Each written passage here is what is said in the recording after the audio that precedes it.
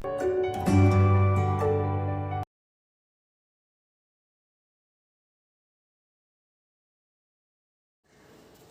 morning students. Welcome back to Triveni Memorial Senior Secondary School online classes. Students, let's just have a quick recall of one of our another chapter, that is agriculture. What is agriculture? All of you are very much aware about that. The science and the art of the cultivation of soil and growing crops is called as agriculture. Now you can see here we are going to study about the different type of economic activities in this chapter. First of all, you need to know what are economic activities.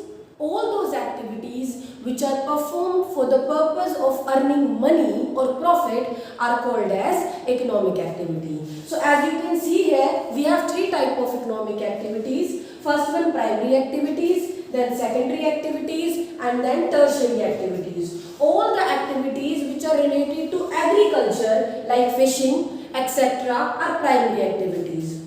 All the activities related to industries in which we convert the raw material into a finished good product are come under secondary activities. For example, baking of bread. And all the services which are intangible in nature like trade, banking, insurance, transport, etc. are called as your tertiary activities. Let's look ahead.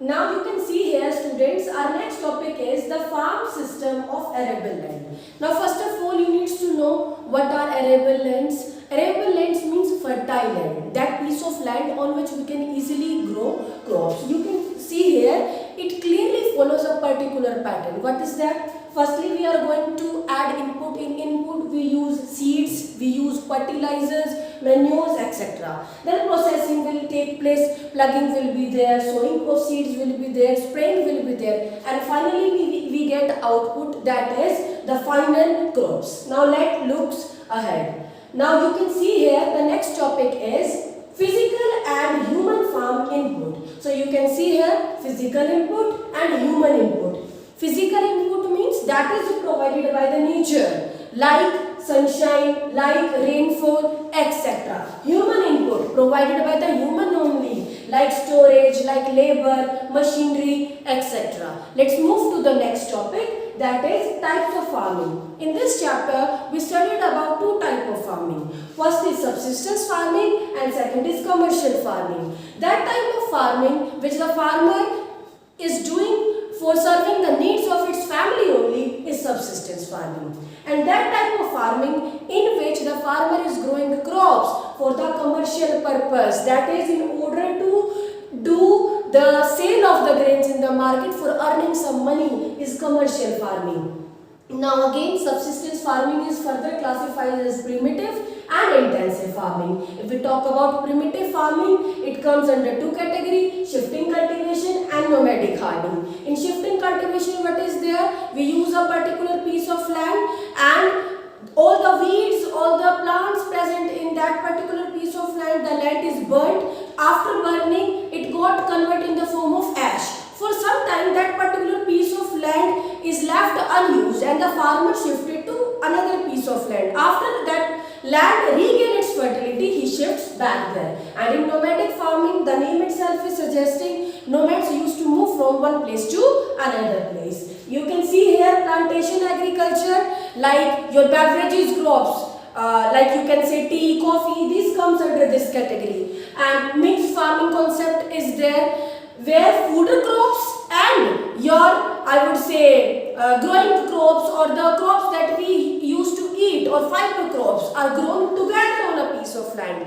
That is mixed farming. Now let's move to the major food crops of the world. These are rice, wheat, maize and millets, and they all have different climatic conditions. Now what are these different climatic conditions? You can see for rice, obviously you need much water, and where it is found in India, in Japan, etc. And wheat, it requires bright sunshine, USA, Canada, it is present. In case of maize, it required moderate level of rainfall, moderate temperature and bright sunshine, found in North America, in Brazil, etc. And millets are those crops which do not require require much water. For example, jawar, for example, bajra, etc. Grown in India, in Nigeria, etc. Let's continue ahead. Now next is cotton. You know, cotton is very light in weight, so much care is required for growing cotton. And you can see here that 210 frost-free days are required.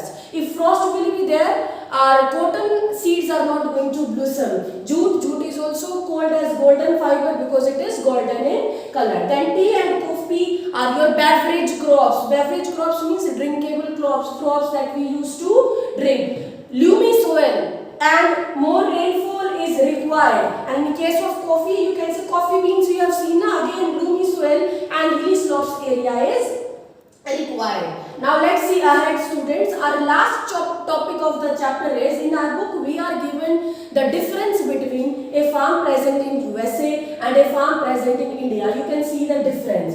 The farm present in USA is almost about 250 hectares, where in case of India it is 1.5 hectares. In USA, modern technology, modern equipment, everything is done with the help of machinery. From the process of sowing the crops till it is getting stored, and with the help of transportation reach to the market, everything is done with the help of machinery only. Whereas countries like in India, machinery or modern equipment is not used. Much use of labor is there. So that's it about our chapter. I hope the concept is very much clear to all of you. Like the video and subscribe our channel. Now we will meet in our next session. Till then, take care and stay safe all of you. Thank you.